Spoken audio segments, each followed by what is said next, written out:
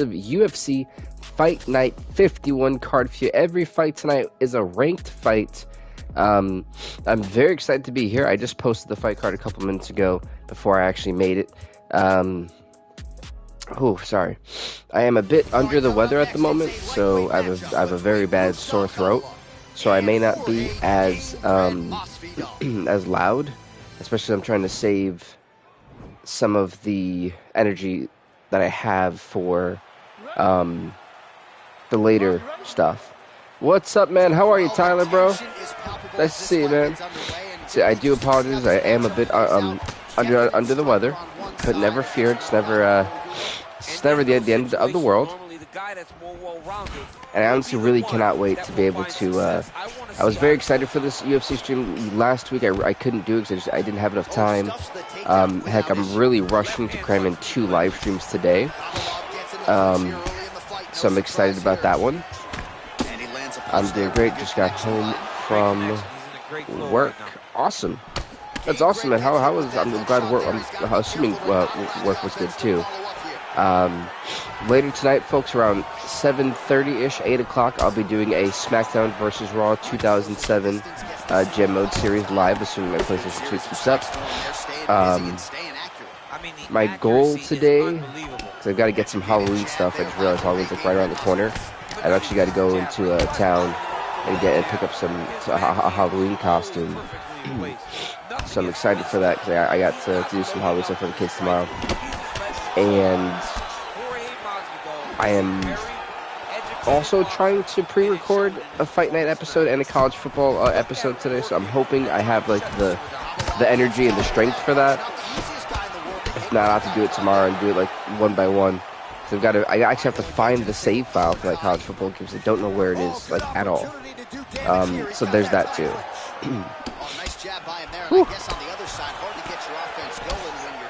But no, right now, this fight that we're seeing, if those of you who haven't checked out the rankings just yet, this lightweight fight sees rank number 6, the 5-3 Rustam Khabilov, take on rank number 2, the 11-6 Jorge Masvidal. Honestly, Jorge Masvidal low-key is like gone downhill. Like in real life, the man I think is about to face a prison charge or whatever for assaulting Colby Covington. Oh, Rustam! Whoa! I'm kind of impressed by Rustam's fight. You gotta think too, a big win over Jorge Masvidal has got to like, oh, no freaking way. No freaking way. First of all, I'm stunned at how he just got that like that. He did it with ease. With ease, ladies and gentlemen. Now, there this armbar, and this is pretty neck and neck between the two. Like, I cannot believe he really pulled out an armbar. He jumped on top of him, pulled out the armbar, and he could possibly tap him out. Ladies and gentlemen, Rustam Khabilov to tap out Jorge Masvidal, and he gets it done in round number 1. Rustam Khabilov shocks the world, like jumping armbar basically, and gets the win.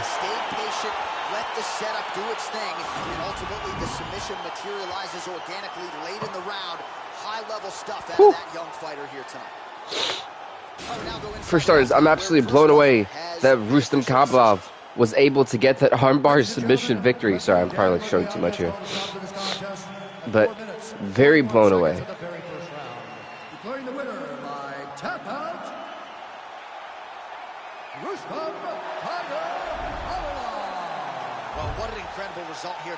Congrats to Rustam Khabilov on getting one of the coolest armbar submission victories I have ever seen in the series. He now goes to 6-3, and he puts Jorge Masvidal at 11-6. Up next, we have a welterweight showdown. A women's strawweight division showdown, as we will see rank number 3, the 9-6 Angela Hill, take on rank number 1, the Karate Hottie, the 11-7 Michelle Waterson. This fight is up next. Yves Levine's be referee. You ready? You ready? Fight! But no, I'm honestly blown away by that submission victory, for real. Like that was pretty epic. Make sure that I got everything going. This is my phone charging finally. It needs to with all the crap it's going through. There we go. No, my phone is charging. There we go. I was about like panicking for a little bit. So these two are no stranger to each other. Angela Hill and Michelle Waterson have fought before, and you know that's kind of why I'm actually like very excited for the next UFC game because it's going to give us a couple of fresher matchups. So I'm really looking forward to seeing, because I want to change up the divisions, but I kind of like what we have because like the way I did UFC 4, it's like a well-oiled machine. Oh my goodness, those kicks are phenomenal. But the way we kind of made it is that the rosters are kind of a well-oiled machine. It means some are a little bit thinner than other divisions, but it works pretty well. Like I thought about possibly taking away every championship is online per pay-per-view. I thought about taking that away, doing like 3 title fights per pay-per-view. I was like, oh no, like I don't really like that idea. I'm still debating with it. Just like, do we want people to be champion for longer? Do we want to have like people feel like they have to really earn that number one contender shot? Like, what should we do?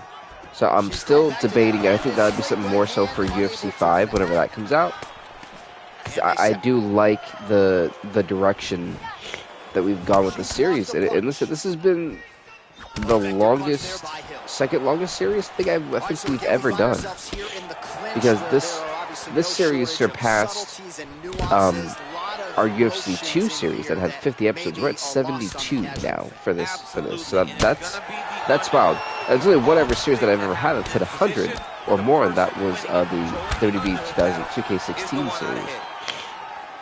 Have fighters earn their touchdowns. That's what I'm thinking, because I'm like, you know, I feel like sometimes some of the champions get like repetitive opponents, but then you look at like a division like the welterweights, and there's always someone new challenging, almost. So it for me was a bit of a rough one. I'll honestly put a poll about that once we get done with the next pay-per-view we got, because we've got one more fight night left, and then we have a pay-per-view. So basically in 2 weeks we'll be at a pay-per-view, and then another like 3 weeks will be at another one. So I'm trying to make sure I can keep up with the UFC pay-per-views, because they are flying through them at the moment. I don't know why. Who's watching Jake Paul versus Anderson Silva? I'm high-key rooting for Anderson Silva. And the Karate Hottie has been doing some nasty amount of damage. He's landed a lot of kicks in round of one, staggered Angela Hill for a couple times. So I'm very impressed with how the Karate Hottie has handled Angela Hill so far.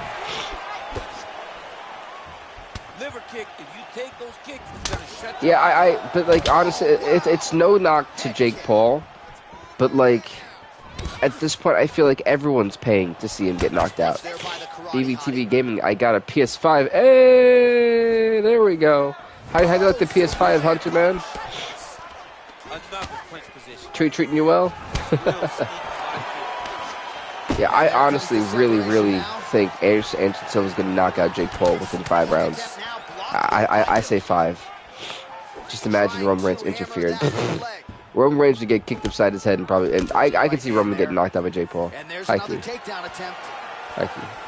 Like in real life, I could absolutely see it. But speaking of Roman Reigns, Logan Paul and Roman Reigns, that's going to be a crown jewel. I'm very surprised that that's actually happening. Like, I'm not like knocking Logan Paul. In his 2 matches, he looked phenomenal. But hey, night Roman Reigns. I'm not like, they're obviously not having Roman Reigns lose to Logan Paul, but I don't see it being a very competitive match, though. I think it goes on for like 10-15 minutes max. Oh, nice strike landed there by Angela Hill. But for me, match of the year so far has to be the Street Profits versus the Usos at SummerSlam, for sure. That match was great. And I even like the Usos, but that match was phenomenal. Well, she has certainly picked up the pace here in round 2 and starting to find herself in the pocket a little bit. Oh, I love that spinning back, that back kick, man. It gets right in the liver. She has clearly found her rhythm in range. Waterson's kick. I think Hunter just said he had to play PS5. Was like, BB, I'm leaving. I was like, oh, okay. I was talking to Feed decides to interfere in the boxing. That wouldn't happen. Oh. That was a nasty shot. That opened up a window of opportunity. She got a lot of shots off on Michelle Waterson. But here's the problem that I've seen with Angela Hill. Once again, oh, never mind. But she shows some combinations together. But oh my goodness, it's over. Angela Hill, right as I was about to criticize her, shut me the hell up. She knocks out Michelle Waterson in round number 2, right before round number 2 ends. One more time. It was the straight up. Oh, it was the hook. It was the hook. And you know what opened that up? That shot to the kidney and close to the liver. That shot opened her up for this, and she set it perfectly. Ladies and gentlemen, referee Tito Ortiz to fight. Yeah, he's fighting Lyoto Machida in this episode. He's the co-main event, so I'm kind of intrigued for that.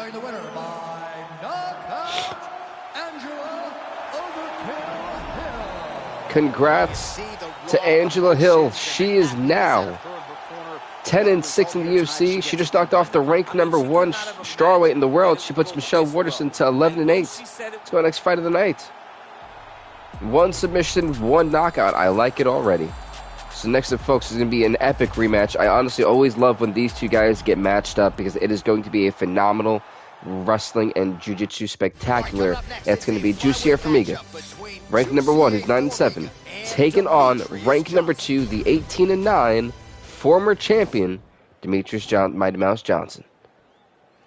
And Herb Dean has to be our official because Herb Dean's my favorite official in this game. I hope they eventually do put more like referees in this game because like playing UFC Undisputed 3, there was like Mark Herzog and a couple of other random dudes. There were like 5 refs. So I was like, why don't we do this anymore? Just saying. Like, I would like to see Mauro Yamasaki back in the game or something. Because, you know, why not? Maybe I'm asking for too much. Congrats, overkills there. Ooh, that was a nice uppercut. And you got to think right now, these guys know each other all too well.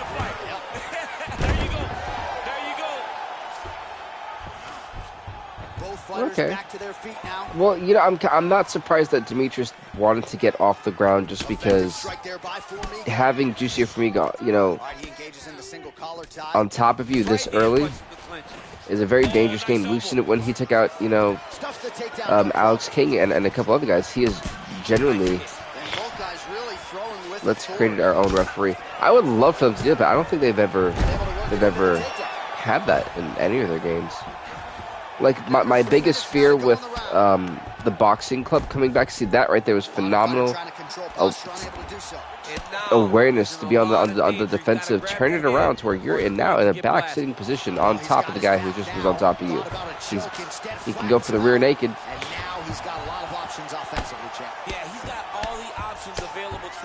He's gonna cut him open if he keeps hitting him like that. I should probably update the last couple of fights because that's important. I was actually able to. Oh, that's right. Not the arm triangle. Now this is the danger spot for Demetrius. He's been caught here a couple times. This is not good. If Formiga can turn his body around to the other side, he's already positioning himself to do that. If he flattens out on the opposite side, this is going to be doomsday. And now he's got to, all he's got to do is really clasp it in. And Demetrius Johnson's going to start losing air pretty quickly. This is not good, I repeat, not good for Demetrius Johnson. He's in a world of hurt. He needs to try to slip out, and does at that. Wow. That was risky. I thought he was finished. And if you're wondering, I'm just updating the records and stuff, because now that I figured out an extension cord to put my but try to make the opponent make a choice. Computer on. I don't have to wait to do it. I apologize for all the sniffing, but look at the ground and pound from Demetrius Johnson, man. Were you surprised that Elias turned? I wasn't surprised. I was more so like thrilled. 5 minutes in the books. Yeah. I was more so thrilled. I was super excited to see Elias. Elias was always one of my favorite acts in WWE next to Bray Wyatt. So for the longest, I was like, I couldn't wait to see Elias try to win some type of championship, and he never did. And it's a shame because like he's that talented to where I truly do feel like he should have won a title by now. But you know, I can't really complain about the way he was booked because it is what it is type of deal. Oh, that was a beautiful slam by Demetrius Johnson. I'm trying to update this. No. But no, I truly do feel that he's very comfortable fighting off his back, DC. Now looks like he's trying to hip like Elias should have been champion like ages ago. Because like he was over, you know, like he was over with everyone. As a heel, he was over. Everyone hated him. But, you know, as a face, who wants to walk with Elias? Everyone was saying that stuff. And it was for years. Like, don't get me wrong, he had some pretty decent programs with, like, John Cena and things like that, but I feel like it always should have amounted to the United States title at some point. You know, like, for the, or Intercontinental, just something. I feel like it never, anytime he was peaking, they found a way to, like, squash him. And it was annoying. It was very annoying to see how they just poorly booked him. Because I personally didn't think that was fair for how well he always did. And again, maybe it is a little bit of bias. You know, like I'm willing to admit that. But I still stand by my statement. Like, just want that to be known. 10-6. The only good thing I like when they're doing all these transitions, it gives me time to like update everything. This stuff is extensive work. Still can't believe Masvidal lost to Rustam Khabilov, and Khabilov won, which is going to draw a dent in Antonio Russo's plans. Absolutely, John. That's why you don't sit in a full guard. When you sit in a full guard, it gives these guys. That's why you don't sit in the full guard? I think that's exactly why you sit in the full guard. Well, you got to stay busy on the bottom. He's doing it here. There we go. So I do apologize about like legit updating the rankings as the fight's happening. It just makes my life easier in the long run, to be honest. He's just trying to move out of this position off the bottom. Cool thing is the fact that everyone doesn't go down. Oh, he could have had it here if he would have did it earlier. And we're going to round number 3, which is round number 3 is a common occurrence when these two guys fight. I'm telling you, like these guys always put on a clinic in terms and when they fight. So I'm always more than thrilled to book these guys fighting each other. It's always some good action. That front kick was beautiful. He's got him stunned. Oh, down went Formiga. The kill shot is what they call it to go and end the fight. Now look at him jumping in to try to get the finish. Oh, he's got another submission. Go for that triangle choke. I feel like Diego Sanchez recently lost the fight. Why do I feel like he's got an active record? Oh, this is bad. That armbar is locked in tight, but can Johnson finds a way to get out of it. Well done. I was happy Nikki Cross came back. Yeah, like I was glad Nikki Cross was back as well. I think they're going with like the Twisted Sister gimmick again, but like a more fashionable version. And Nikki Cross, I remember a lot of people don't really know a lot of like the outside work some of these WWE talents have done. And I remember a match specifically. I believe it was Jimmy Havoc at the Chris Renfro or Jack Jester versus, at the time, she wasn't called Nikki Cross, but I don't remember her name in Insane Championship Wrestling, so I just called her Nikki Cross. And she got put through. She got a dollar stapled to her tongue. She got put through some thumbtacks. Like, it was nuts. And she was fighting two dudes in a hardcore match. Like, a lot of people don't really realize how nuts Nikki Cross can be. And the stuff that she's done. So, like, it's always, like, exciting to see what Nikki Cross is doing, so to speak. Well, anytime you are in a ground fighting situation with this fighter, you're potentially playing with. So that's the fun part. And that's what made me happy to see Nikki Cross back. Putting him in exactly the positions he needs to be in right now. He's able to relax here, and he understands being a. Oof, I apologize about all the sniffing. I am like, when I tell you guys, I am sick as a bat, man. It's true. I'm hurting. I'm really hurting. But I really wanted to get this thing, so we haven't done a UFC episode in like 2 weeks. So I was like, that is unbelievable, and that is not fair. I want to make sure that we got that done. And honestly, I think Demetrius Johnson wins this fight. I do. Ladies and gentlemen, after 3 rounds, I think it's a split decision. 29-28. Okay. Okay. Yep. Johnson. Congrats to Demetrius Mighty Mouse Johnson. He becomes 19-9, and he puts Juicy Formiga to 9-7.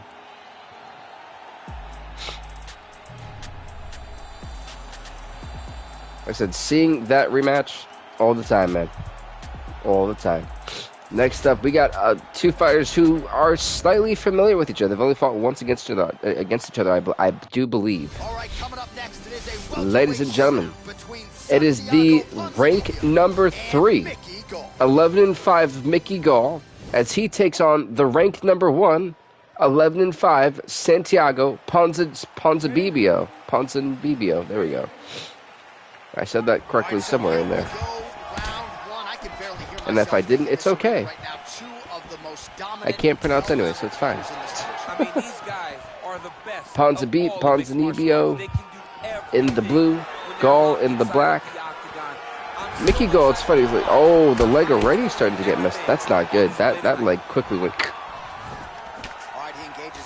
For Gall, he wants to try to take this guard. He has to take this for guard. If he wants to win, it's not going to be by knockout. It won't be. So he definitely wants to take Ponzinibbio to the ground for sure. Remember when Gall was like welterweight champion for like the longest? Yeah, that was nuts. I don't think that was UFC 3. I thought, no, was it?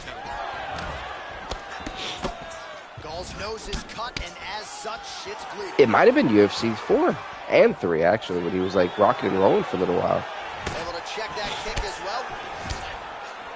They said some of these fighters, man, they have amassed such awesome records, and I've absolutely loved it. But Gall's a fighter who's had more championship fights than he's had regular fights, so that's always a good thing. I do apologize, I'm not trying to show too much of my body. I want you guys to see my skin stuff in this, so we don't like to see that, so I'm trying to cover it up with my horrid sickness that I'm dealing with right now. And it came at like the worst time too, during Halloween. Like, what is this crap? Why me? Why? I object. I don't think it's fair. I just want to put that out there. Big kick lane. I will say though, the strawweight division is looking kind of good. It's slowly fixing itself in its top 10, which is good. It's one of the few female divisions. It's the only female division that has 10 ranked fighters, which is nuts. Wow. 90 seconds remain in the round. And Ronda Rousey has been holding like a death grip over that women's bantamweight title. Like all these fighters are just, they've gotten absolutely wrecked, and I'm like, Jesus. Like, what's next? Guys will start to fight behind a very educated jab. It's just like boxing. Oh my goodness. Punch, and the first one you learn is a jab. Right. And in MMA, guys are starting to take that same approach because it is such I'm loving the clinch battles, man. They are so nasty and they are so gritty. That's exactly what you're seeing here. I probably couldn't speak from those. What? No. 9 and 8, 19 and 9. 20 seconds now remain in the round. Also, man, updating this stuff takes some really extensive work. But I kind of like how I did the faded camera. Like, I'm a big fan of how I kind of blend in with the octagon to a certain degree. So I've always kind of appreciated that, like, my camera isn't blocking a part of the screen anymore. So for me, I'm very happy with that. So I try to put it on the corners of the TV screen where it's not like affecting your guys' like screens or something.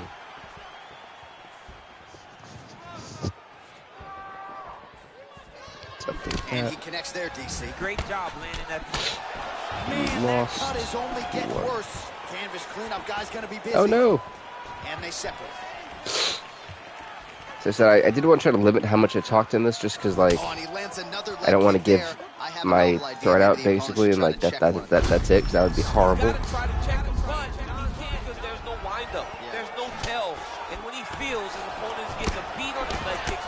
But, you know, we talked about Mickey Gall's leg having some issues when Ponzinibbio first kicked it early in round number 1, and it's coming back up round number 2. It's not good for Gall, like, at all.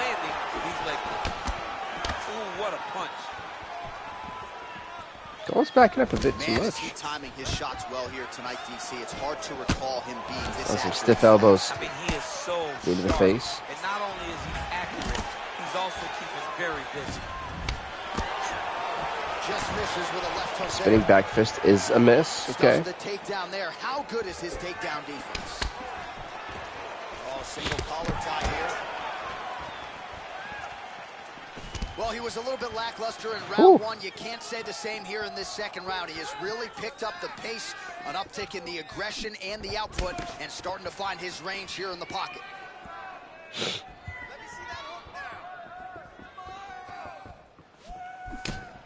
So both fighters had a very weird, like, we're just going to stand here for a couple minutes and take in, like, the sun or something. I was like, what's happening?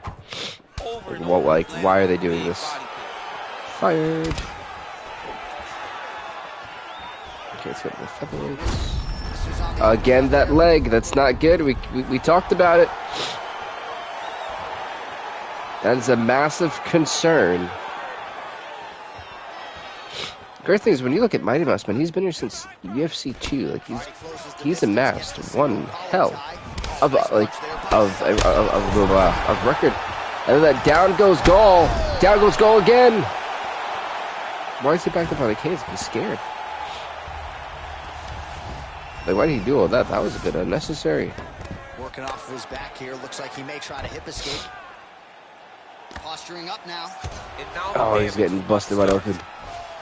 All right, we'll see if he can apply pressure inside his opponent's guard here, DC.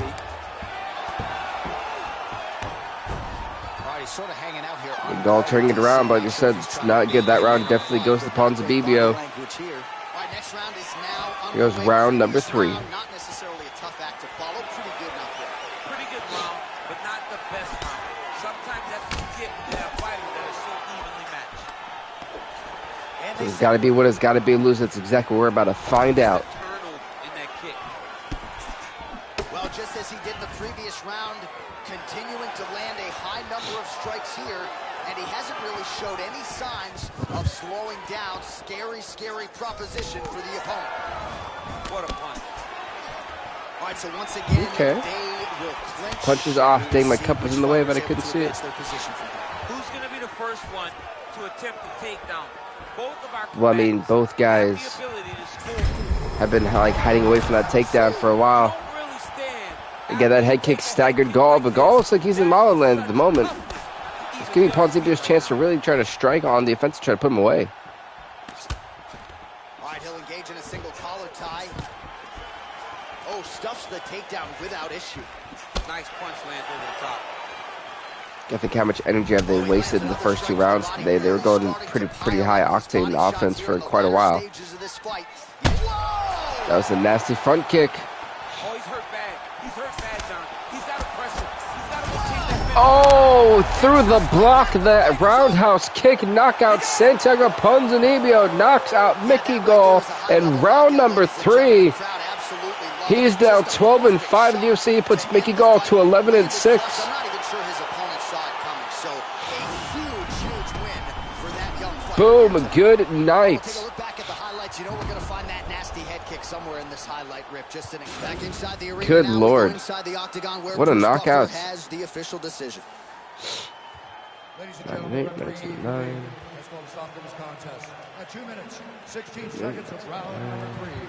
Declared the winner by knockout, Santiago Ponzinibbio. Congrats to Santiago Ponzinibbio on winning this fight. He just knocked off the rank number 3 welterweight in the world. He keeps his rank number 1, basically saying, hey, I'm ready for a title shot. And I agree with it. Next up, folks, will be in the women's flyweight division as the rank number 2, 8-3, Caitlin Kukagian takes on rank number 3, the 3-2, Jennifer Maia. This fight is up next in the women's flyweight division. Ba-boom! That was horrible. I should never have. That was terrible. That was cringy.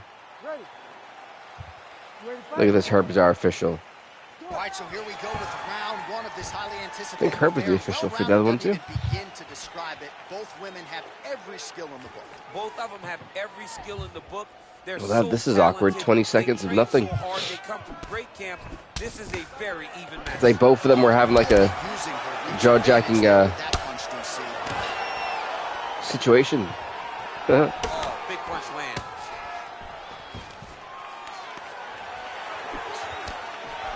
So that could have ended really bad for Kukagian.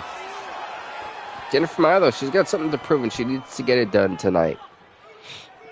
A win over Kukagian sets her up huge. Beautiful body kick lands right under the elbow.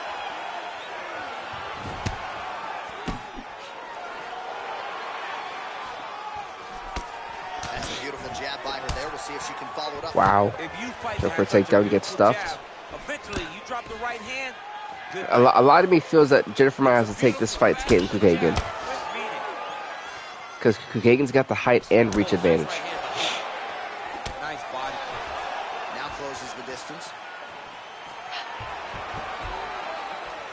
And just misses with that big right hand. Honestly, what helped her out was that she's shorter than Kukagian. That would have landed right in the face. Gets kicked in the face anyway. Opponent knows where But she did the smart thing and blocked that spinning back twist, which was surely what would have dropped her. Where she is right now, after taking such a massive head kick. Oh my. Big punch Oh. in the clinch. Big knee lands there. That one was thrown to end the fight.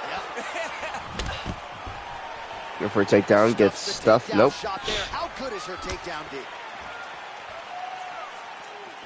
Ooh, what a punch. Wow. Big body kick lands. So just over 20 total strikes have now landed. That Bronze knocked her out fighter cold. Caitlin Kukagian. If she didn't not do it, she would have needed dead in the face. Better check. That jumping kick has done a great job of landing twice already in this fight. No problem. Another shot lands upstairs. Big head kick lands. Huh. Okay. 1 minute. Nothing,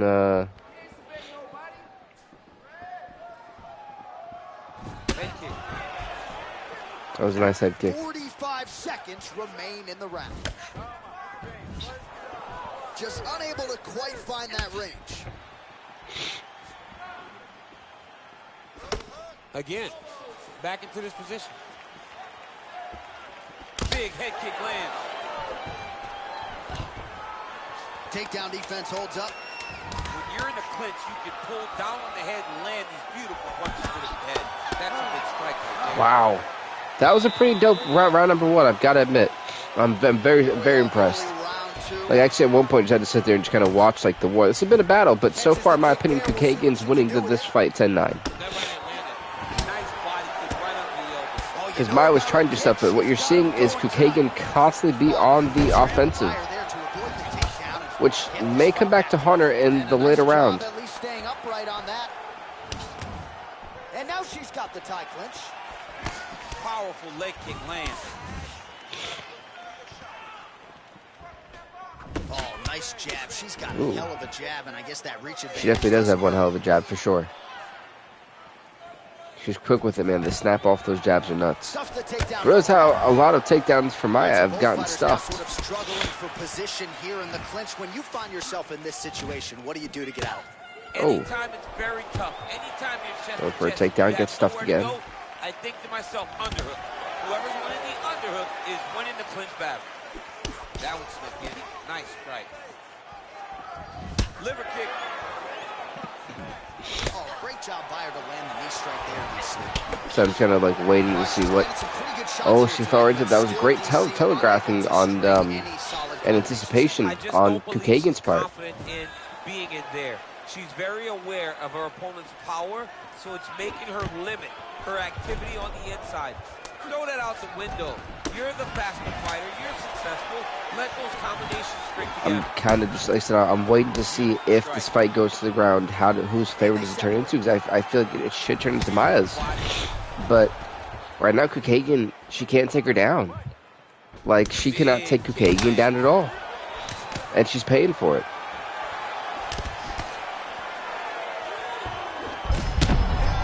Oh, that would have knocked her out. If the animation didn't have to go through like that, it would have knocked her out. She would have scudded her face. The back right would have scudded all off of the floor. It would have.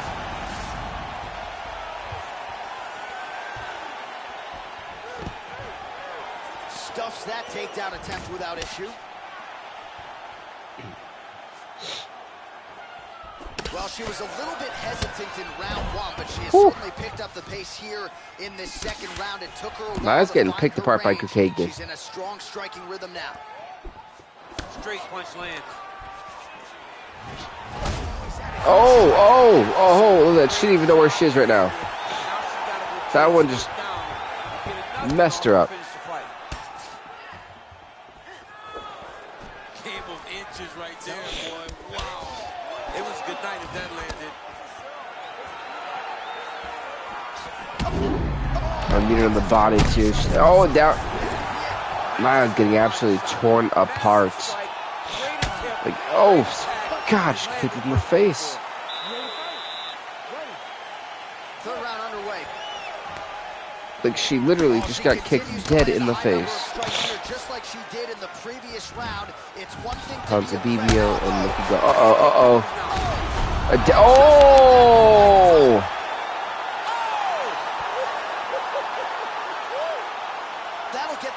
Caitlin Kukagin, a nasty knockout in round number 3 to put this fight away.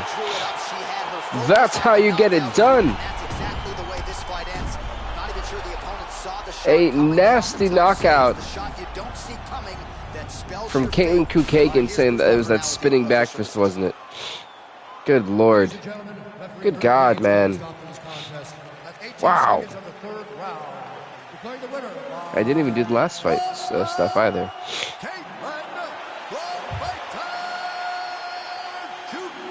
Congrats to Caitlin Kukagin. She is now 9-3 in the UFC. She just made Jennifer Maia 3-3. Go next fight of the night. Holy hell, what a knockout, man. Like, seriously, wow. Wowzers. Next up, it's going to be a middleweight collision as the rank number 5, 8-5 former champion Edmund Shabazian takes on rank number 2, the 8-7 Chris Weidman in the middleweight division. Here we go. Let's get it going. That was way better.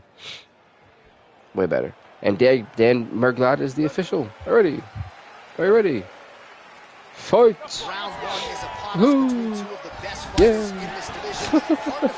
I really do have to like update the rankings for the last 2 fights because your boy forgot to do that.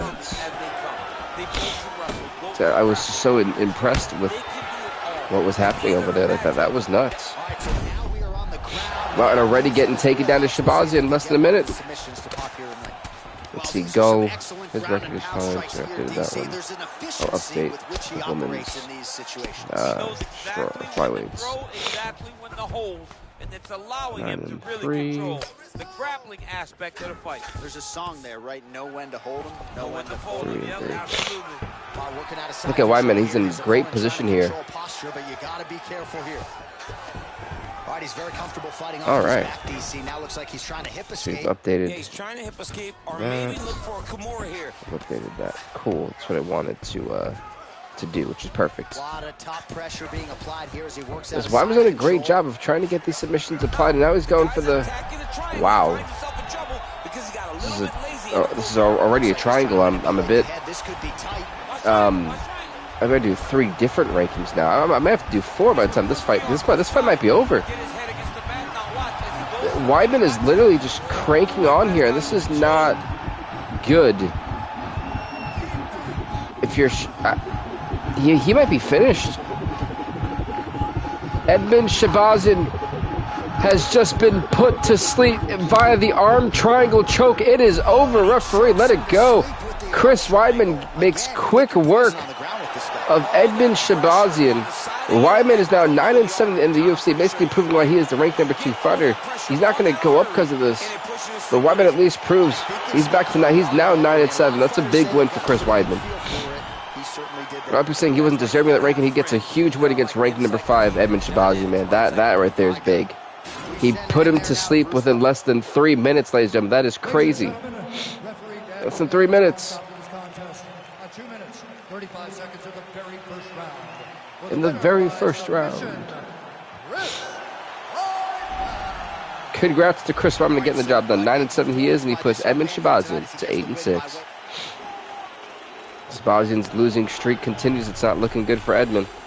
Not at all. Next up, folks, will be in the men's bantamweight division. As ranked number 1, the 8 and 5 former champion Bruce Lee takes on former champion ranked number 7, the 21 and 8. Aljamain Sterling. Sterling's return back to the UFC. He's been gone for a little while since he lost his title last time, and now he's going against Bruce Lee. This would catapult him basically back to being ranked number 1 if he beats Bruce. So this will have massive shockwaves if Sterling get the job done against the one and only, one of the greatest karate fighters ever, Bruce Lee, or mixed martial artist ever in Bruce Lee. Meanwhile, I still have to update the rest of these because these guys are dropping like flies. Well, perhaps a sign of things to come as he lands a kick there. Nice kick. And get the records updated, which they have the fight card updated all the way through. Which is good for me. Nice takedown for Aljamain Sterling. Kagan and the flyweights are done record-wise. Who just recently fought? It was the middleweights. There you go. I'm like trying to remember everything because I'm like, oh my god. He's going for that north-south choke.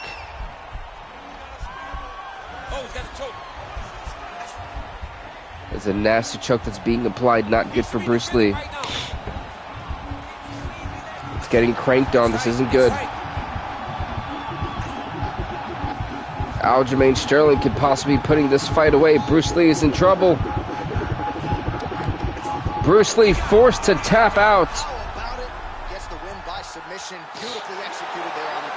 In round number 1, I can't see my computer. And Aljamain Sterling gets the job done quicker than I could even post anything. My goodness. The submissions are in. And I can't keep up with all this stuff. This is horrible. Beautiful takedown. Gets it in. Bruce Lee taps out. Also in round number 1. I should probably put a light on. I really should have. Because, yeah. Congrats to Aljamain Funkmaster Sterling. Welcome back to the UFC, my dude. After his long hiatus, big win for him. Gets the job done in 2 minutes and 4 seconds. He puts Bruce Lee to 8 and 6. He's 22 and 8. Next up is going to be the heavyweight division collision. This man who's been on one hell of a remarkable run. From constantly being an underdog to now literally in ranked fights now. It is the ranked number 5, 11-9 Daniel Cormier as he takes on ranked number 1, the 9-6 former heavyweight champion, Ilir Latifi.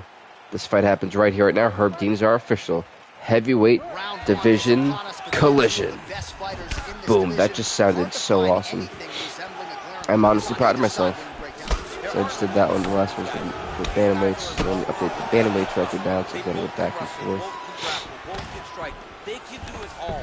And these are the matchups that we dream of as MMA fans. Bruce 3.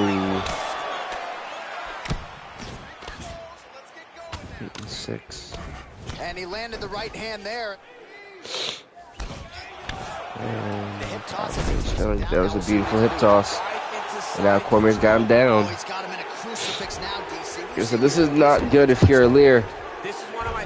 Oh. This is not good at all. What this becomes is nasty, man. He's cranking on it really bad. This is not good. Oh, now he's in trouble. Is he? Wow, this is. And Ilir Latifi forced to tap out also in round number 1 to Daniel Cormier, who just made quick work of Ilir Latifi. Barely breaking a sweat is Daniel Cormier as he taps out Ilir Latifi also in round number, that's 3 back-to-back first-round submissions. I can't keep up with this. It's like 5 fights now I've got to update. He was able to get the fight to the ground exactly. We go back inside the octagon for the official decision. It resides. Daniel Cormier is now 12-9. He puts Ilir Latifi to 9-7.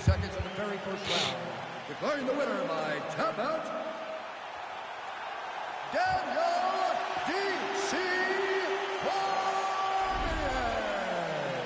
Cormier. Congrats to Daniel Cormier. He just knocked off the ranked number 1 fighter in the heavyweight division. So we can go on to the next fight of the night.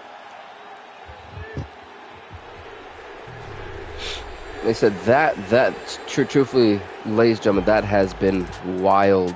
I was not expecting that at all. Next up, folks, it'll be in the women's bantamweight division as the ranked number 1 fighter, the 5-3 Juliana Pena, takes on ranked number 2 Talita Alcantara, who's 5-2. This women's bantamweight fight happens right here, right now. Here we go. Woohoo! This Dan Murgad's the official. It's his last assignment for the night. Round 1. Stay touch gloves. I am going to catch up on all the fights that I've missed because I haven't done the flyweights. Big shots exchanged in the pocket there. The flyweights are done. Stuffs the takedown shot there. How good is her takedown? Let's do the bantamweights. So that's here. Oh, now she's got that tie clinch. Appreciable damage could be coming. Flyweights are done. Bantamweights. Stuffs the takedown. No problem. So the fighters, that's a perfect scramble right there. Beautiful transition. Like this division here just got massively messed up. As for Sterling, he's going right up in there.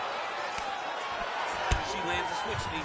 That's probably sounded terrible. The fighters clinch here. Kind of had an inkling. What a And a nice job to stick with it there to complete the takedown. Apologies for all my sniffling, guys. This is what happens when you get sick. Don't get sick if you can help it. So the bantamweights and flyweights are done. Women's flyweight division, we definitely have to do. 9-3. All right, she's in the full guard here. She's going to be looking to pass, try to get to the I always enjoy when like all the divisions get like super shaken up. It's always fun.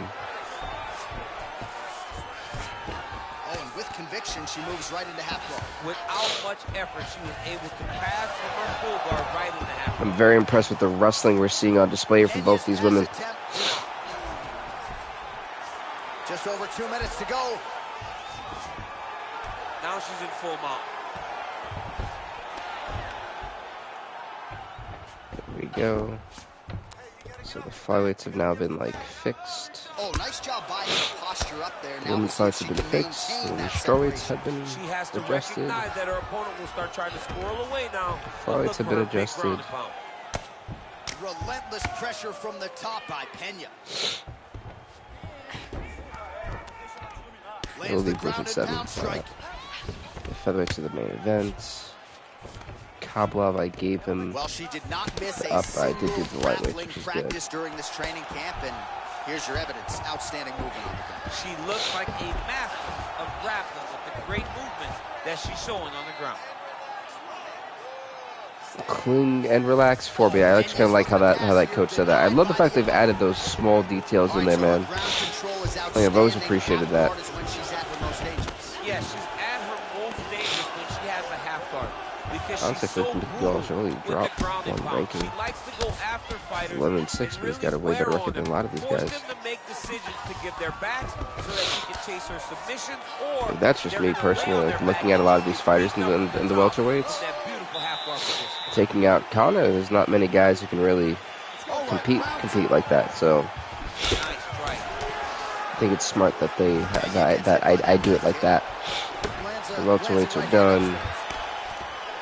The middlemates, that's terrible. He stays there, he goes down. I said, some of these divisions, man, they are rock solid with like really great talent. And that's the hard part. You know, some of these guys lose, you're like, oh.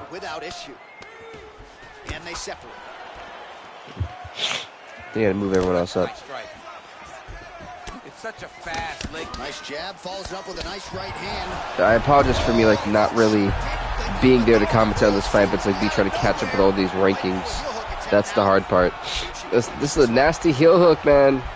I've only seen like 3 submissions. 3 people like tap out to the submission. A lot of people normally escape pretty, or rather quickly, I should say.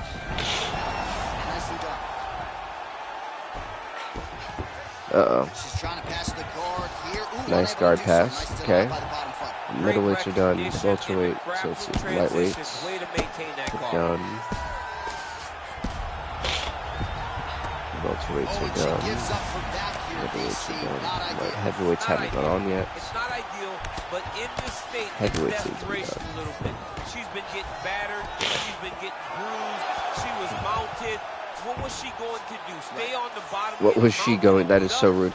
What could she possibly have done? It's like, oh, that's how you feel.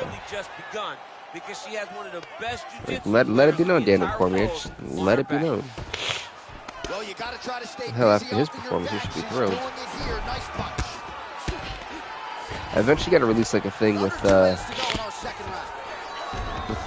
updated rankings. Man, she is just non-stop on the ground, attempting a choke now. I was so confused. Like, oh no, this is the nasty run. North-South choke has been coming in for the win. And it's crazy to see it happen. This is not good. This is not good if you are Juliana Pena. Not good at all. It's getting cranked on. She could possibly be going to sleep. She somehow survives. Now she's got the back of Alcantara.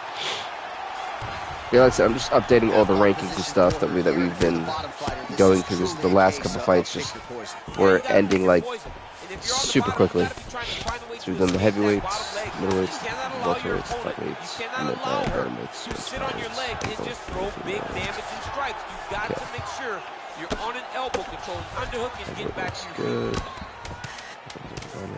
Lands with the ground and pound. 2 rounds in the books. All right. We go to round number 3 of this women's bantamweight fight. 3rd round underway. All right, so she goes to the kick and promptly lands. Nicely done there. She has done that over and over again. Every time she throws it, it's landing.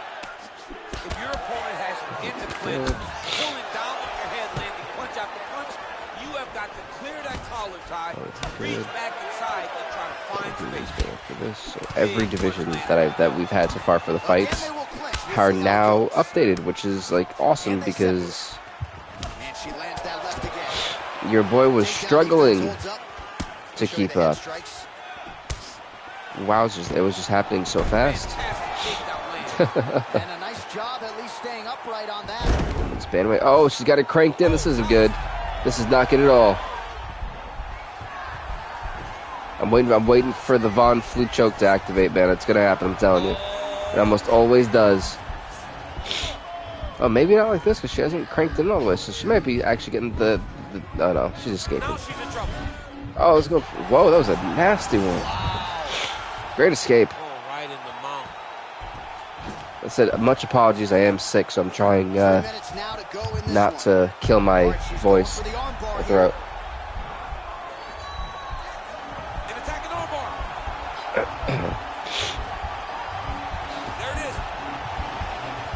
Oh, wow.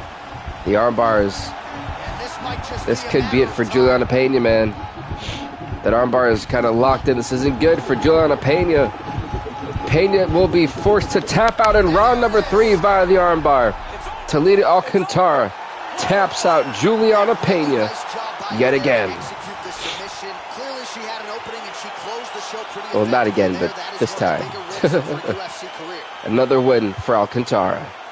That way she can go right back. Listen, her only 2 losses come from Ronda Rousey. Around the verge seeing Rousey versus Alcantara 3. Bruce Buffer has the official decision. Ladies and gentlemen, referee Dan Mergliata has called a stop to this contest at 2 minutes, 41 seconds of round number 3. Declaring the winner by tap out due to an armbar, Alcantara. Congrats to Talita Alcantara. She just knocked off the #1 ranked fighter in the women's bantamweight division. She's now 6-2 in the UFC. She puts to Juliana Pena to 5-4.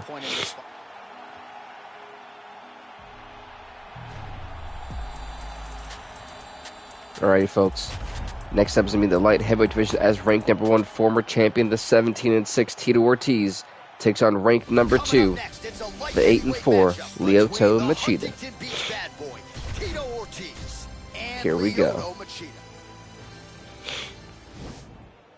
Light heavyweight division fight. See Yves Levine on his last assignment of the night.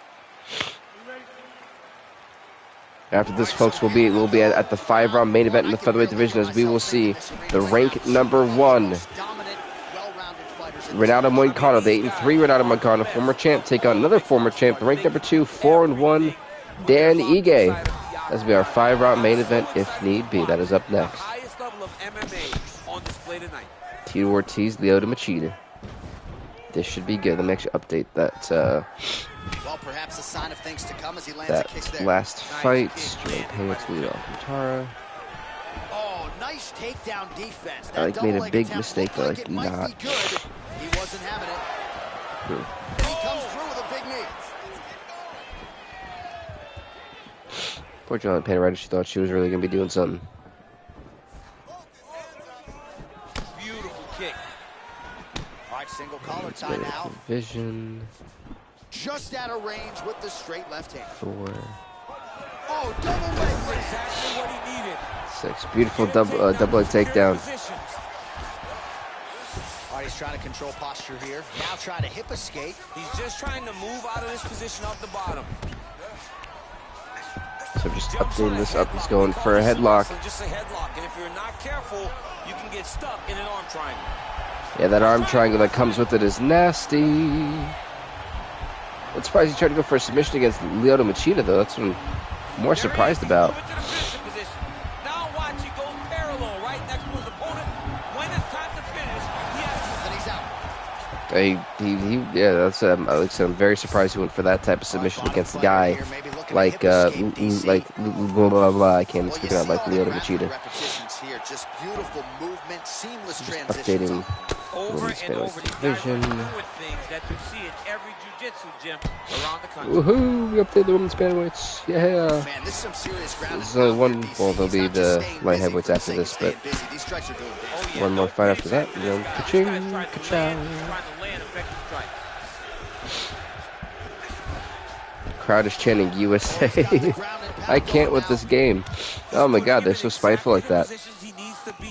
Alcantara and Pena got the records updated. Oh, now the armbar.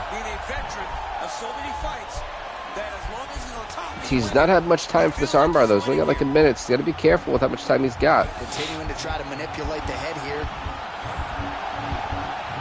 is not good for Lyoto Machida. This is not good at all. Tito Ortiz got that armbar cranked in pretty bad, and oh, he couldn't even tap. He may have just snapped the arm of Lyoto Machida, but Tito Ortiz just tapped out Lyoto Machida, and round number 1 with a couple seconds left, Tito Ortiz gets a big victory. Lets it materialize almost organically and ultimately gets the desired result. Wow. Congrats to Tito Ortiz, man. He is now 18-6 in the UFC. He puts Lyoto Machida, the former champ. He was a former champ. It's 8-5. Machida can't even believe it.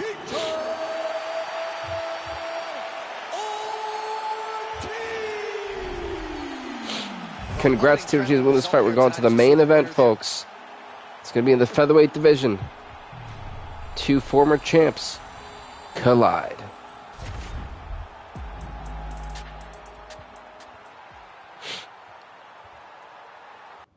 Coming up next, it's a UFC featherweight division. It's going to be a featherweight division bout as ranked number 2 former champ, the 4-1 Dan Ige takes on former champ, ranked number 1, the 8-3 Renato Moicano. Herb Dean for his last assignment of the night. It's the final fight of the stream. And we've got the awards after this 5 rounds. If need be, both fighters touch gloves. We're going to update the rankings of the light heavyweight division. Then we've got this, and woohoo. We'll be on the way. We'll be on the way. That sounded horrible. Like, that genuinely sounded like horrible English. Oh my god. We'll be on the way. Wow. English skills. Where are they for me? Nice kick landed by the judge. These guys throwing early. Well, he told us on Thursday you don't get paid to fight 15 minutes to that end. Early takedown is this. His ideal fight is a grind as ugly as he can make it. It's better for him. And with this early takedown, he ensures that he can start to wear at the gas tank for a long time. Good series of punches by him there. He has certainly had no trouble finding the range tonight. He is finding the target with everything he throws. He's mixing it up beautifully. Big punch lands. Ooh. That would be a Vince. So that would be Nikita Krylov. Oh, here's a kick to the body. Blocked, though, by Moicano. Real nice body land. Stuffs the takedown there. How good is his takedown defense? They should try to fix the bantamweights. I don't think that like I think it's the welterweights actually. Well, no, yeah, he just wouldn't move up from the rankings like that. If that was the case, cool. And the bantamweights. Oh, look at this! Early Moicano doing some damage to Dan Ige. He's getting lit up right now, John. I think we should actually find it. Uh-oh, once again, Moicano is rocked.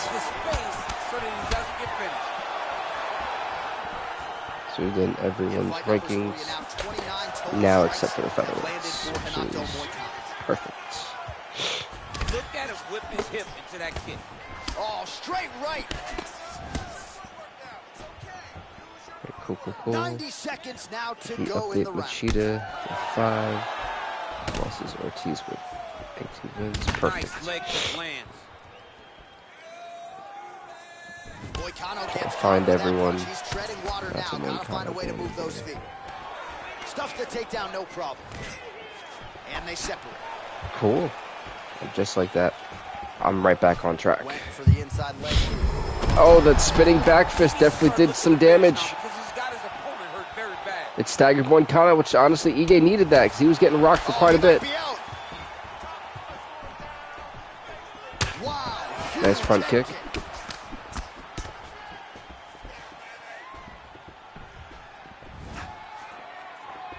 All right, there's the clapper. 10 seconds to go.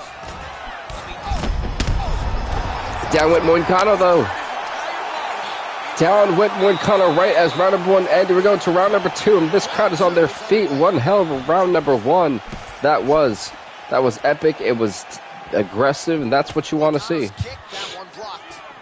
So he's really starting to put together some significant body shots here. These are going to take their toll as this fight goes on. Well, yeah, of course they're going to take their toll, man. Those are some nasty shots. They weren't There definitely weren't any easy shots that he took the end of it. It was pretty rough. Wow. 43 shot strikes for Moicano, landed 38 for Dan Ige. How about that shin?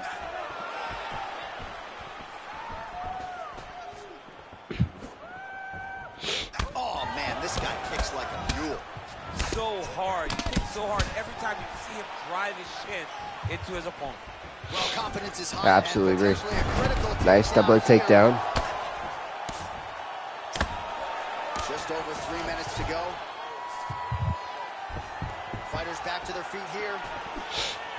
Man, as he landed a high volume of strikes here in round 2, definitely picking up the pace after round 1. So he got the message from the corner, and now he is taking control of this second round. Ooh, that was a nasty shot. Moicano gets caught with that punch. He'd be wise to get those hands. Trying to like stretch my legs out, like directly stretching my legs. Oh! The head kick that just knocked him out cold. Dan Ige, round number 2, knockout victory. He just knocked off the ranked #1 featherweight in the world. Dan Ige now 5-1 UFC. One hell of a roundhouse kick knockout to send Renato Moicano to. He knocked him out the next 2 days. Boom! Good night, Renato Moicano. So there's right. The decision is inside the octagon. We send it to the veteran voice. Here's Bruce Buffer. Ladies and gentlemen, referee Herb Dean is going to stop to this contest at 2 minutes, 34 seconds of round number 2. Declaring the winner by knockout, Dan 50K. Congrats to Dan Ige. He is now 5-1 the UFC. He puts Renato Moicano to 8-4. A massive victory for Dan Ige. Now, folks, we got one more part of this, and that is the awards, and then we are done here. So, one hell of an episode we've had. Performance of the night and performance of the night, KO, and fight of the night. Yeah, I'd actually have to agree with that. And the performance night submission, I would say performance night submission had to go to Rustam Khabilov for one hell of a shock that was for me personally. So that is what I would say. But we had 1, 2, 3 knockouts. 1, 2, 3, 4 knockouts. 1, 2, 3, 4, 5, 6 straight submissions and 1 decision. So what a show we've had. Thank you guys so much for watching. I'll be streaming WWE SmackDown vs. Raw 2007 Gem Mode later. We will see you there for that. So with that being said, peace out everybody, and as always, stay off the hook. Kaboom.